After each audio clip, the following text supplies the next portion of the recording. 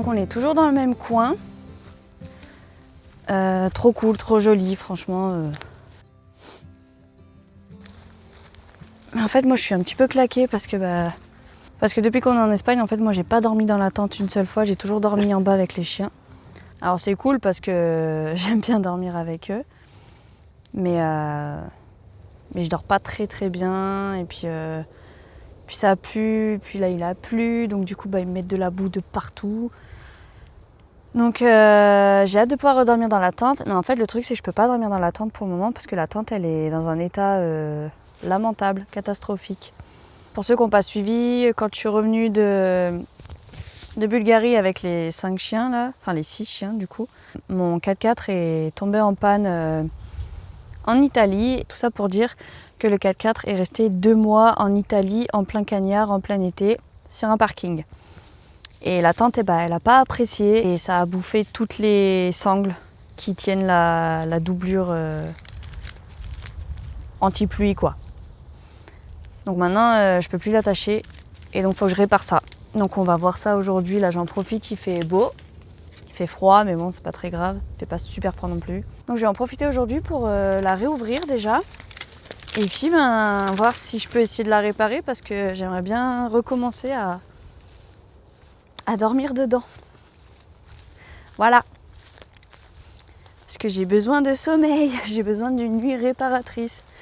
Et même s'il fait froid, c'est pas très grave. Parce que j'ai un bon duvet, j'ai une couette et j'ai une bouillotte. Donc normalement avec tout ça, ça devrait se faire. Voilà, donc on va aller faire ça. Swan il promène son Kong en fait. Hein Swanny? Tu donnes?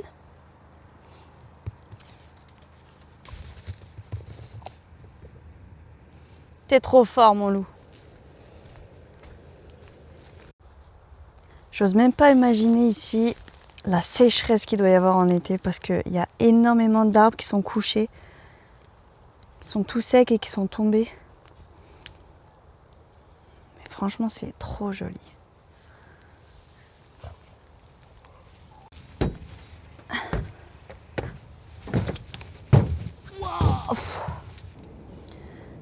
Donc voilà, hein. Moi j'ai déjà réparé en fait sur les deux côtés là. Donc j'ai mis une espèce de scotch. Il y a une espèce de pâte à fixe en dessous là. Enfin, j'ai mis une espèce de scotch bizarre là. Et là-bas pareil.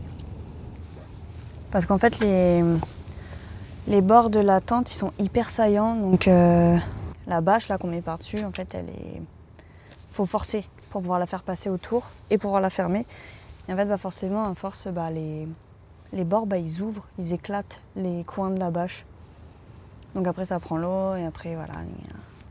Relou l'histoire. Donc je vais l'ouvrir.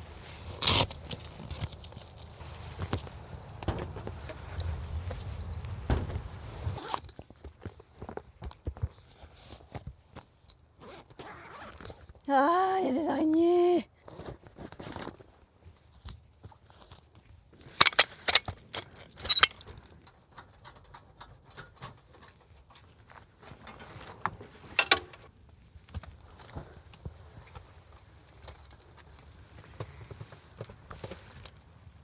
Hop là.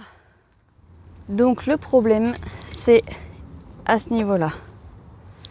C'est ça là en fait, ces sangles qui sont censées normalement maintenir celle-là sur la tente. Donc il y a 3 points d'attache normalement, ici, ici et ici. Comme on peut voir, ça a cramé. Voilà. De la poudre de perlimpinpin, hostie. Purée. Voilà, donc faut réparer ça. On va aller regarder là-dedans. On va prendre de la sangle, celle-là. Mais le problème aussi, c'est que j'ai pas les quiquignos là qui vont là-dessus. Enfin, je sais pas comment expliquer. Ça là, j'ai pas ça. En fait, il me manque les petits morceaux comme ça. Donc, qui servent normalement à régler. Mais je pense que ce que je vais faire un truc définitif. Mais j'aimerais bien attacher ça avec des rivets pop. Donc je vais demander à mon fournisseur officiel. JB, ouais. Je peux avoir des rivets pop, ouais. S'il te plaît. Il m'en faut 6. Avec grand plaisir. Ayez un JB dans vos vies.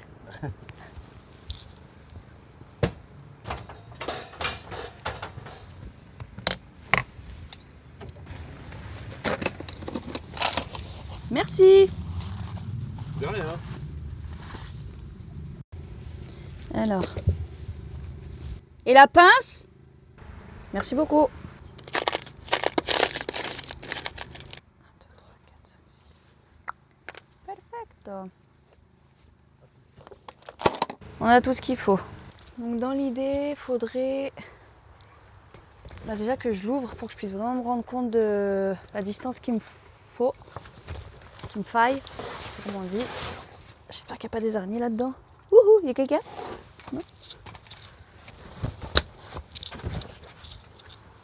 Non mais parce qu'il faut que je te montre en fait cette tente.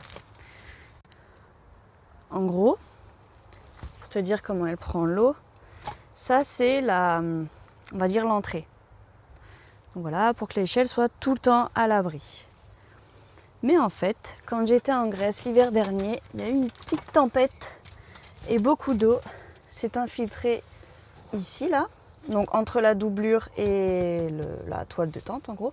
Ça a fait du poids, ça a fait une grosse poche ici, et avec tout le poids, c'est venu me péter cette barre-là, que j'ai, on dirait pas, hein, que j'ai réparée, pour qu'elle puisse faire son rôle de barre. Voilà, c'est assez fragile. Mais bon, ça fait le taf.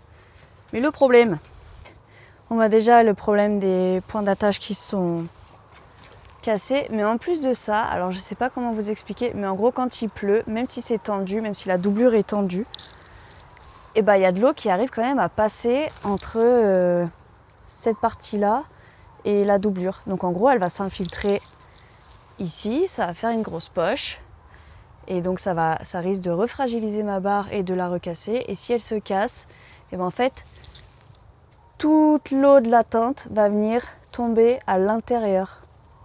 J'ai déjà vécu l'expérience, c'est horrible. Donc voilà, donc cette tente quand il pleut, je suis obligée de mettre un bâton. Je viens faire ça en fait. Voilà.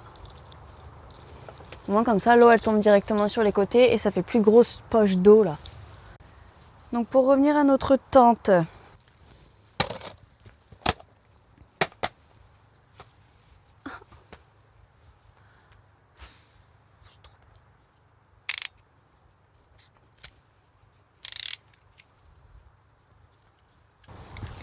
Donc ce qu'il faudrait que je fasse, c'est trouver un moyen de passer ça à l'intérieur. Le rivet, je pense que je vais le brûler. Faire un truc comme ça.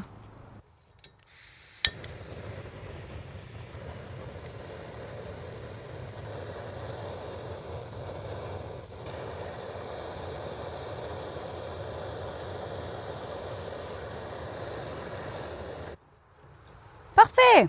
Donc voilà, maintenant ça ressemble à ça. Donc il y aura une rondelle qui va venir ici. Ça, faut que je fasse dans la tente. Une rondelle ici, plou plou plou plou plou plou plou, pouf, ça va venir écraser cette partie-là, ça va venir bloquer. Et après, normalement, ça tient.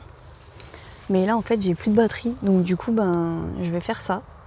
Le temps que le téléphone y charge et je te montre.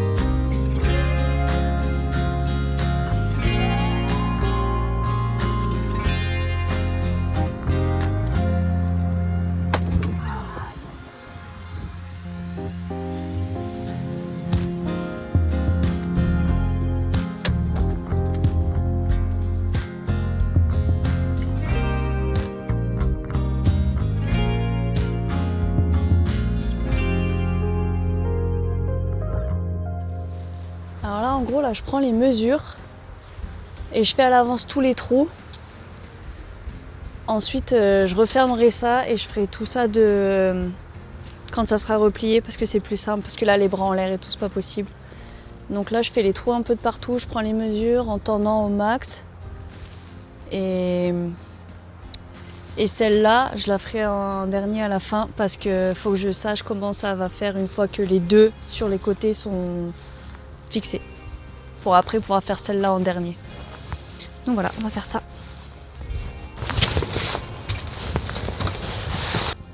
Mais avant ça, je vais prendre un goûter. Hop là. Donc là, on est bon. Les trous sont faits. Maintenant, je peux la replier, enfin replier l'entrée pour pouvoir faire ça de là-haut. Ce sera plus simple.